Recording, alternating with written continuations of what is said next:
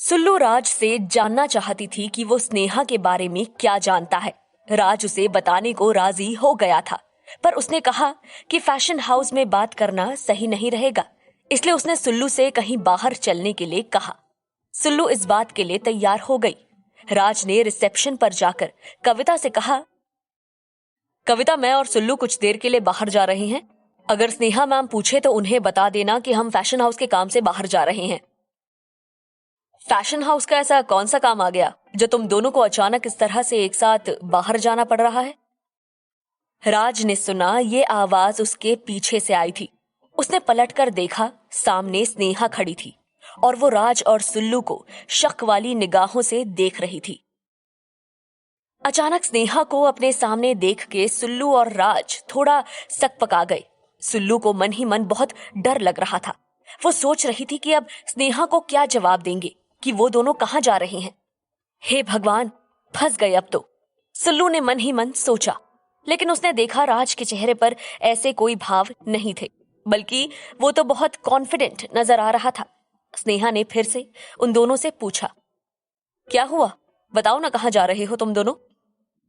वो मैम, हम सुल्लू ने बोलने की कोशिश की, पर राज ने उसे बीच में ही रोकते हुए कहा, मैम, मेरे एक दोस्त ने कुछ एक्सक्लूसिव फैब्रिक की एग्जीबिशन लगाई है, तो मैं सोच रहा था कि मैं और सुल्लू जाकर एक बार देख आते हैं, शायद हमें कुछ एक्सक्लूसिव फैब्रिक मिल जाए।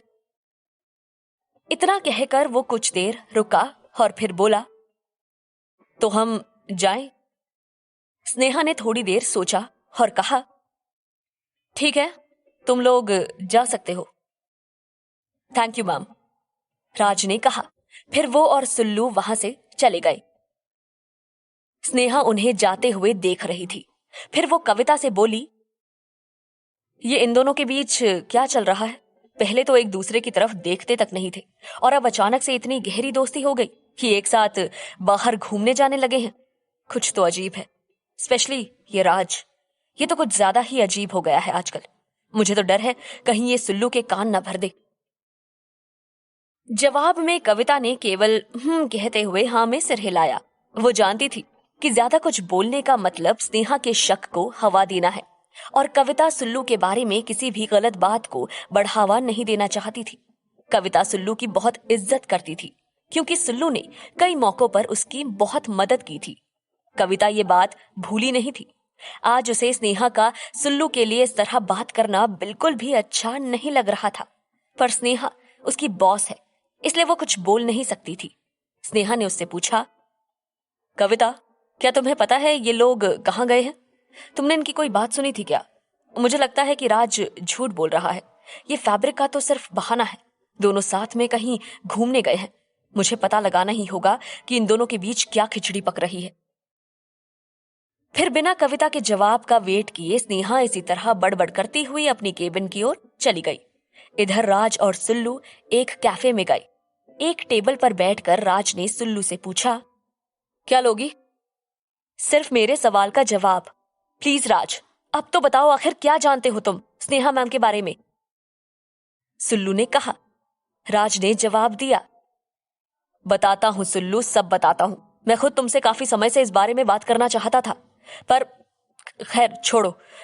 वैसे हम यहाँ आए हैं तो कुछ तो ऑर्डर करना ही पड़ेगा ना, यहाँ हमें ऐसे नहीं बैठने देंगे।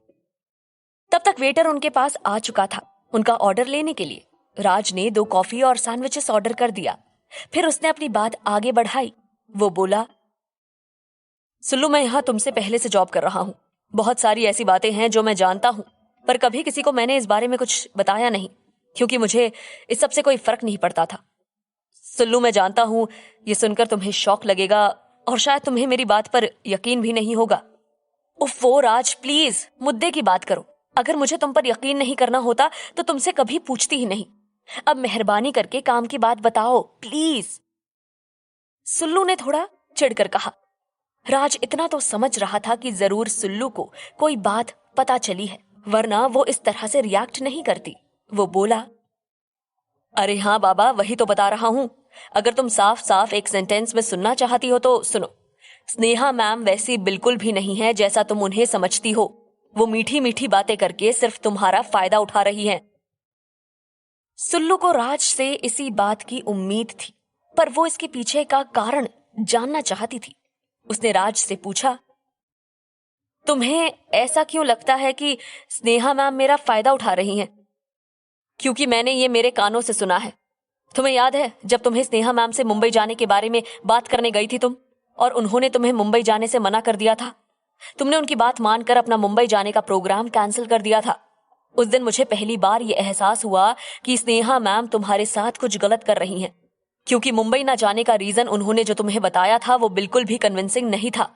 मैंने इस बारे में उनसे बात करने के बारे में भी सोचा था, पर हिम्मत नहीं जुटा पाया। फिर सोचा तुमसे बात करता हूं। मैंने तुमसे बात करने की भी कोशिश की, पर तुम गुस्सा हो गई। उसी दिन मैंने स्नेहा मैम को किसी से फोन पर बात करते सुना था। वो तुम्हारे बारे में बात कर रही थी। उन्होंने फोन पर कहा था कि सुल्लू बहुत बड़ी इमोशनल फूल है, और ये भी कहा था कि इतनी टैलेंटेड और ऑनेस्ट वर्कर हमें इतनी कम सैलरी पर हमें कहां मिलेगी। मुझे ये बात काफी पहले से समझ आ रही थी। स्नेहा मैम सिर्फ तुम्हें यूज कर रही हैं, पर मैंने ज्यादा ध्यान नहीं दिया था। तब हमारे रिलेशंस भी अच्छे नहीं थे। लेकिन जब मैंने उनके मुंह से उस दिन ये सब बातें सुनी तो मैं हैरान रह गया। यही नहीं, तुम्हें शायद पता नहीं है कि जिस फैशन शो के लिए तुमने दिन रात एक एक कर दिए थे, बीमारी की हालत में भी मेहनत की, उसका क्रेडिट भी तुम्हें नहीं दिया गया। उस फैशन शो का सारा क्रेडिट स्नेहा मैम ने अपनी बहन की बेटी मानसी को दे दिया था। तुम फैशन शो में नहीं आ पाई थी, स्नेहा मैम ने इसी का फायदा उठाया था। मुझे उस दिन भी बहुत ज्यादा हैरानी हुई थी कि स्नेहा मैम ऐसा कैसे कर सकती है, पर फिर मैंने सोचा कि शायद उन्होंने तुमसे बात करने के बाद ही ऐसा किया होगा। पर अभी पिछले कुछ दिनों से तुमसे बातचीत हुई, उसके बाद ही मुझे समझ आया कि तुम इस बारे में कुछ नहीं जानती हो।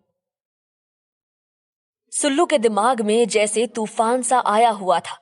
हजारों बातें, मौके और विचार उसके दिमाग में एक साथ उभर आए थे, साथ में गुस्से का ज्वार जो अचानक उसकी आंखों से उबलकर बह निकलने को तैयार था। फिर भी उसने अपने आप को संभाला और राज के सामने कमजोर नजर न आने की असफल कोशिश करने लगी।